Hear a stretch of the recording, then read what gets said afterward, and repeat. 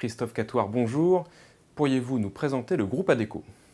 Alors, le groupe Adecco est le leader mondial des solutions en ressources humaines. C'est un groupe qui est présent dans 62 pays, qui opère historiquement sur les activités de travail temporaire, mais qui s'est beaucoup développé depuis sur d'autres activités. On est par exemple le numéro 1 mondial sur les activités de recrutement de cadres.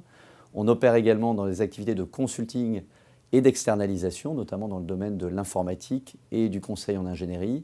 Et enfin, nous développons des activités dans l'outsourcing, notamment basées sur les métiers qui sont les nôtres, notamment les métiers de l'industrie et des services. Pourquoi avez-vous décidé de mettre en place un Shadow Comex?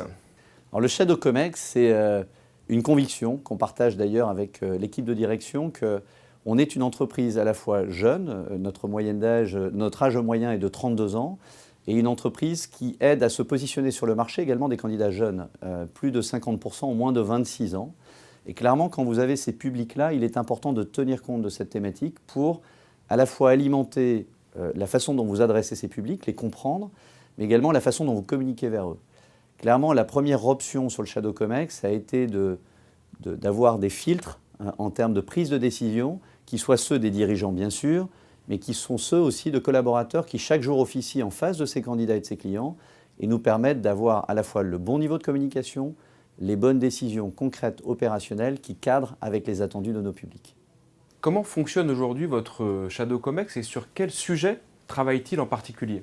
Shadow Comex, tout se dit. Il y a une transparence totale sur tous les sujets que l'on peut traiter sur nos comités de direction.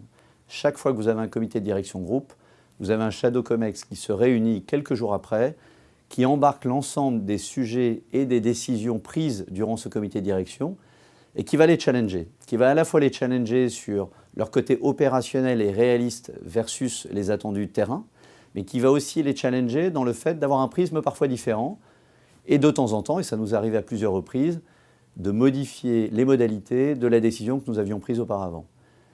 On va retrouver également notre Shadow Codir dans le cadre de groupes de travail que nous menons au sein de l'entreprise. Je vais prendre un exemple. Nous avons beaucoup travaillé sur notre culture managériale.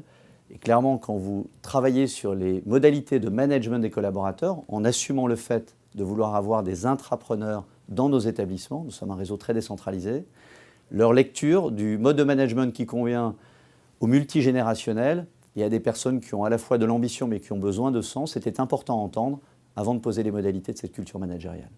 Voilà un exemple. Après un an d'existence, quel premier bilan en tirez-vous?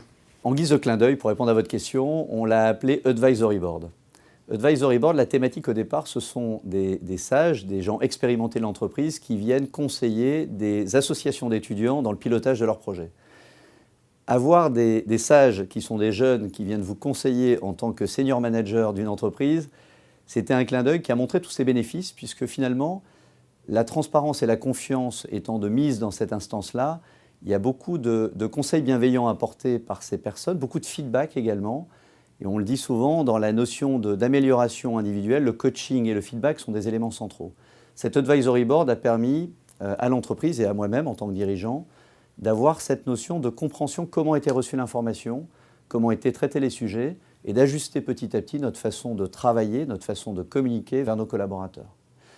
L'autre élément, c'est que, et il est à rebours de ça, c'est que ça préparait des collaborateurs jeunes de l'entreprise qui avaient la volonté de progresser au fait de prendre des décisions qui ont une ampleur relativement importante très vite.